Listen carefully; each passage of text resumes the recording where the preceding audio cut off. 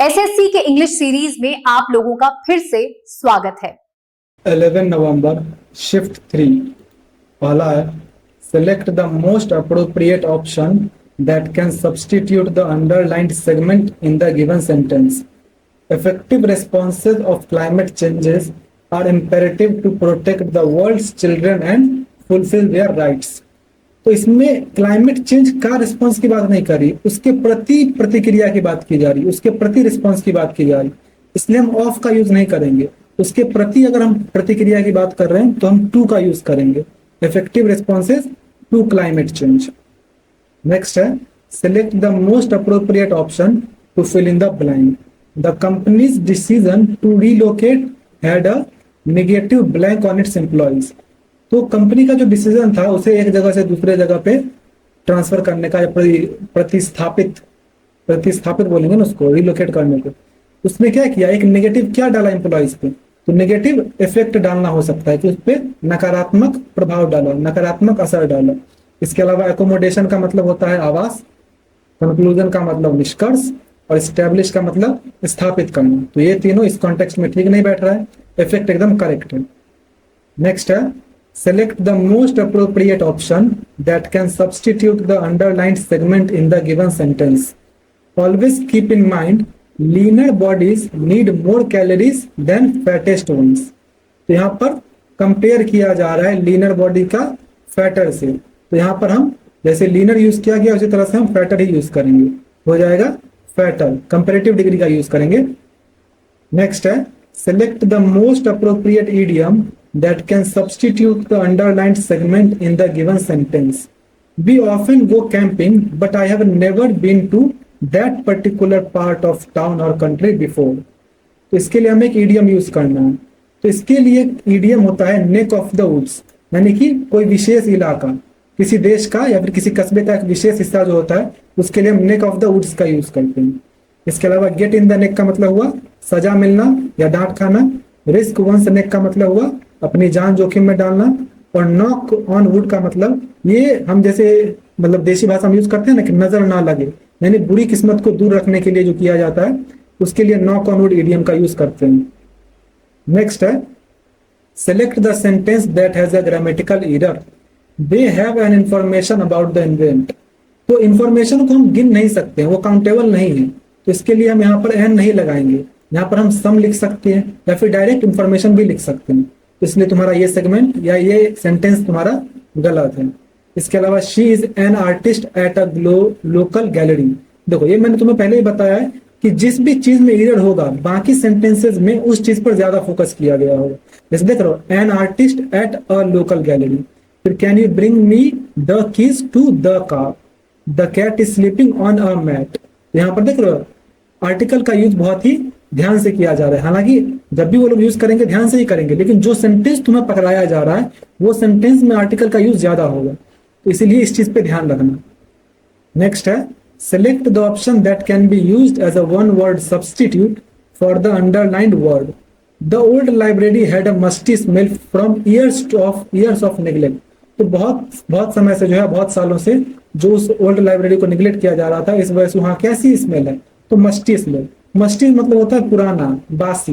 जैसे तुम ही जो है बहुत दिन तक नहीं अपने रूम को जो है, मान लो कि जब घर जाते हो किसी पर्व त्योहार में तो एक आध हफ्ते के लिए या 2 हफ्ते के लिए अपना जब रूम बंद करके चले जाते हो तो हवा वगैरह नहीं चलती है वहां, तो जब आके खोलते हो तो वहां अजीब सी बदबू करती है, बासी टाइप की, तो उसे ही कहा जाता है स्टेल, मतलब बासी बदबू। नेक्स्ट है select the most appropriate option that can substitute the underlined word in the given sentence. I have never had and never will be dependent on him। यानी कि मैं कभी उस पर निर्भर ना रहा और ना ही कभी रहूंगा, तो इसके लिए never had जो यूज किया गया ये गलत किया गया। यहाँ पर देखोगे कि 2 अलग अलग टेंसेस को जोड़ा जा रहा है, तो यहाँ पर डिपेंडेंट की बात की जा रही है, तो डिपेंडेंट किसी पे हुआ जाता है, यानी ये जो है एक तुम्हारा विशेषण है, एक एडजेक्टिव है, तो इसके लिए हम बी का यूज करेंगे पहली बात। तो यहाँ पर आई हैव नेवर बीन होगा, जैसे यहाँ पर नेवर विल बी है उसी तरह से यहाँ भी बी का V3 यूज होगा, तो हो जाएगा I have never been, I have never been and never will be dependent on him. ये सब क्या है कि तुम्हें ग्रामेटिकली तो समझना ही होगा, साथ ही तुम्हें ये भी देखना होगा कि सेंस बना रहा है कि नहीं। आई हैव नेवर हैड, ये तो भाई पहले तो तुम हैव का यूज किए और उसके बाद फिर तुम पास्ट पार्टिसिपल का भी यूज कर रहे हो, तो ये यहाँ पर इसलिए गलत हो गया। तो यहाँ पर नेवर बीन जो है वो एकदम करेक्ट है। नेक्स्ट है select the most appropriate antonym of the given word. Brave, brave का मतलब होता है बहादुर, तो इसका एंटोनिम हो जाएगा कावर्ड।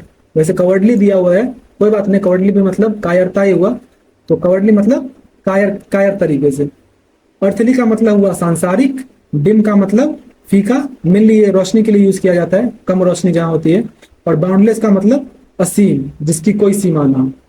नेक्स्ट है select the most appropriate synonym of the underlined word. I did not like his bossy attitude.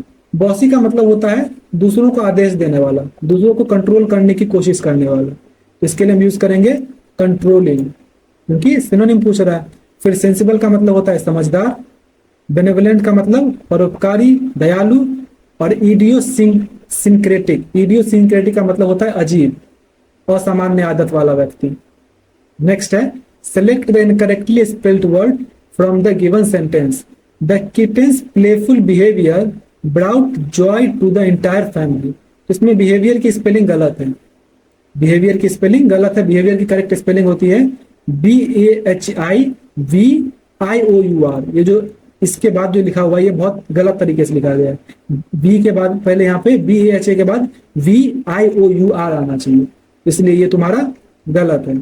Joy का मतलब हुआ खुशी या आनंद, किटेंस का मतलब हुआ बिल्ली का बच्चा, और प्लेफुल मतलब चंचल। नेक्स्ट है select the most appropriate meaning of the underlined idiom from the alternatives. Rajiv will understand someday that all his friends are fair weather friends. तो फेयर वेदर फ्रेंड्स एक इडियम है जिसका मतलब होता है कि सिर्फ सुख में तुम्हारा साथ देंगे, मुसीबत के टाइम पे साथ छोड़ के चले जाएंगे।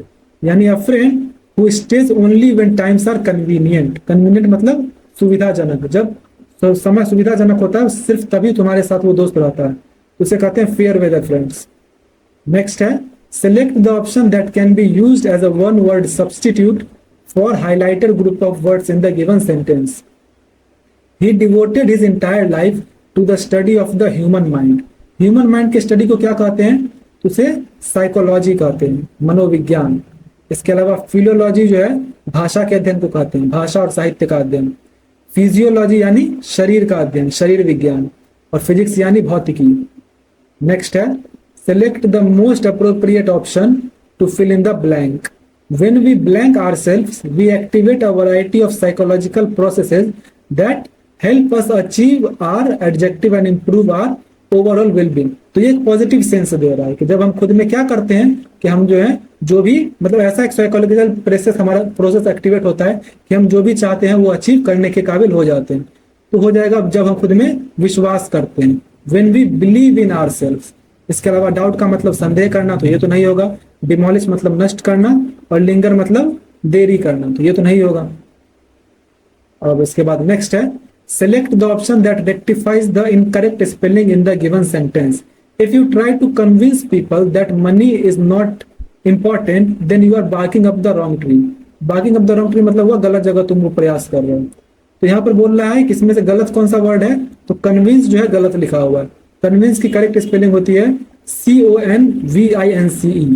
कन्विंस यानी मनाना या विश्वास दिलाना। अगर तुम लोगों को यह विश्वास दिला रहे हो कि पैसा जरूरी नहीं है तो तुम barging up the wrong tree कर रहे हो। नेक्स्ट है select the most appropriate synonym of the given word. Collapse. Collapse मतलब होता है ढह जाना, गिर जाना, मेनली बिल्डिंग वगैरह के लिए यूज किया जाता है। तो इसका सिनोनिम क्या हो जाएगा, तो फॉल। फॉल मतलब गिरना। इसके अलावा जंप मतलब कूदना, सरप्राइज मतलब आश्चर्य, और साइड का मतलब पक्ष, किसी एक चीज का पक्ष लेना, किसी वस्तु का या किसी टीम का। नेक्स्ट है the following sentence has been divided into parts. One of them may contain an error. Select the part that contains the error from the given options. If the players don't wear sunscreen their faces will get reddish. तो यहाँ पर एक normal sense में बोली जा रही है कि अगर वो सनस्क्रीन नहीं लगाते हैं तो उनके चेहरे क्या हो जाएंगे, लाल पड़ जाएंगे। तो गेट रेड हो जाएगा डायरेक्ट, रेडेस्ट नहीं। यहाँ सुपरलेटिव का यूज करने का कोई सेंस ही नहीं बनता है, तो गेट रेडेस्ट हो जाएगा। नेक्स्ट है select the correct spelling from the given options to fill in the blank. We blank to keep you informed of any delay to your expected delivery date. तो हम क्या करेंगे, इसमें से इंडिवियर जो है, इंडिवियर की करेक्ट स्पेलिंग तुम्हें ढूंढनी है। इंडिवियर मतलब होता है प्रयास करना, कोशिश करना। तो इंडिवियर की करेक्ट स्पेलिंग ये है ENDEAVOUR। नेक्स्ट है select the most appropriate antonym of the given word. Compassionate, compassionate मतलब होता है दयालु, तो उसका एंटोनिम हो जाएगा क्रूल। क्रूल मतलब क्रूर यानी निर्दयी। इसके अलावा कॉन्फिडेंट मतलब आत्मविश्वासी, डिसिप्लिन मतलब अनुशासित, और हार्ड वर्किंग यानी कड़ी मेहनत करने वाला, परिश्रम, परिश्रमी। नेक्स्ट है the following sentence has been split into 4 segments. Identify the segment that contains a grammatical error. If I wrote an email to my boss now he will react by yelling at me tomorrow in the morning. तो देखो यहाँ now की बात की जा रही है कि if I wrote an email to my boss now, अभी की बात की जा रही है, तो इसके लिए हम प्रेजेंट टेंस का यूज करेंगे, ना कि पास्ट का। तो if I write an email होना चाहिए, ना कि रोट एन ईमेल, इसलिए तुम्हारा ये सेगमेंट गलत है। Select the most appropriate option that can substitute the underlined segment in the given sentence. यहाँ पर ये जो है तुम्हारा प्रीपोजिशन का यूज, ये हाँ ये तुम्हारा अंडरलाइंड है, हो सकता है मैं करना भूल गया हो। Rahul was angry blank of his brother as he broke his pen. तो जब हम किसी पे गुस्सा होते हैं तो उसके लिए हम ऑफ का यूज नहीं करते, उसके लिए हम एट का यूज करते हैं। Rahul was angry at his brother as he broke his pen, या एट की जगह यहाँ विद होता तो हम विद भी यूज कर सकते थे कि एंग्री विद हिज ब्रदर। इसके अलावा जब हमें किसी चीज के लिए, मतलब तुम किसी से गुस्सा हो लेकिन किस चीज के लिए गुस्सा हो, किस घटना की वजह से गुस्सा हो, तो उसके लिए हम एंग्री एट या एंग्री अबाउट का यूज करते हैं। इसके अलावा ऑफ तो भाई किसी भी चीज के लिए यूज ही नहीं करते हैं एंग्री के साथ। नेक्स्ट है in the contemporary times sports, मतलब कंप्रहेंशन पैसेज तुम पढ़ लो यार, मैं क्यों पढ़ूं, पढ़ लो एक बार। अब क्वेश्चन देख लो 1 2 3 4 एंड 5। चलो अब बनाया जाए। In the contemporary times, sports and games are emerging as one of the brightest careers. It expects to blank at a very high moral plane. यानी इससे उपेक्षा की जाती है कि ये किस तरह से एक वेरी हाई मोरल प्लेन, यानी एक बहुत ही नैतिक स्तर पर कार्य करेगा, उच्च नैतिक स्तर पर कार्य करे। तो कार्य करने के लिए हम क्या यूज कर सकते हैं, डिसाइड, डुएल, डिसिंक्रोनाइज या ऑपरेट। तो ऑपरेट मतलब होता है संचालित करना या फिर कार्य करना, तो हम ऑपरेट यूज करेंगे। It expects to operate at a very high moral plane. इसके अलावा डिसाइड का मतलब निर्णय लेना, डुएल का मतलब होता है विस्तार से बताना, और डिसिंक्रोनाइज का मतलब होता है असमकालिक करना, यानी तालमेल बिगाड़ना। It demands honesty and transparency. Sports further demand continuous practice, hard work and blank training. तो स्पोर्ट्स कैसा डिमांड करता है, कंटिन्यूअस प्रैक्टिस यानी निरंतर अभ्यास, हार्डवर्क यानी कड़ी मेहनत, और किस तरह की ट्रेनिंग, तो पाल्ट्री, रिलेंटलेस, अबैटेड या फाल्टरिंग। इसमें रिलेंटलेस करेक्ट सेंस बनाता है। रिलेंटलेस का मतलब होता है लगातार, बिना थके हुए, बिना रुके हुए। इसके लिए हम रिलेंटलेस का यूज करेंगे कि ये क्या डिमांड करता है, continuous practice, hard work and relentless training, relentless. Next है one must understand that sport not only has physical benefits but also blank concentration and inner strength. यानी ये ना सिर्फ फिजिकल बेनिफिट पहुंचाता है बल्कि क्या करता है, कंसंट्रेशन और इनर स्ट्रेंथ को क्या करता है, तो देख लो, अंडरलाइंस, बूस्ट, कंट्रोल्स या डिटोरिएट्स। तो बूस्ट यहाँ पे करेक्ट सेंस बनाता है कि ये तुम्हारे कंसंट्रेशन और इनर स्ट्रेंथ को बूस्ट करता है। इसके अलावा अंडरलाइंस का मतलब हुआ रेखांकित करना, तो ये तो इस रेफरेंस में ही नहीं आता है। कंट्रोल्स ये नियंत्रित करना, ये भी ठीक नहीं लगता यहाँ। और डिटोरिएट का मतलब होता है खराब करना, तो ये भी नहीं होगा। उसके बाद क्या है, not only this, one who plays feels that blank overall personality has undergone a change for better. One who plays feels, तो यहाँ जो वन की बात की जा रही है, तो आगे भी जो हम पॉजेसिव एडजेक्टिव यूज करेंगे वो वन के लिए ही यूज करेंगे। क्या हो जाएगा, देयर, इट्स, वंस या हिज, तो वंस यूज हो जाएगा।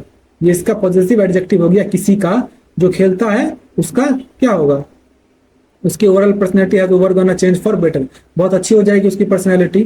बिसाइड्स सोशल कनेक्टिविटी और networking, games develop blank spirit in players.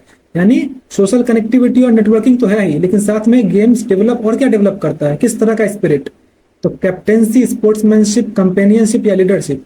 तो स्पोर्ट्समैनशिप यानी कि खेल की भावना विकसित करता है। और कैप्टेंसी का मतलब हुआ कप्तानी, कंपेनियनशिप मतलब साथ संगति, लीडरशिप यानी नेतृत्व। तो स्पोर्ट्समैनशिप यहाँ पे करेक्ट सेंस बनाता है और इस तरह ये कंप्लीट हुआ। आपका जो भी स्कोर हुआ कमेंट कर दीजिए। मिलते हैं नेक्स्ट वीडियो में।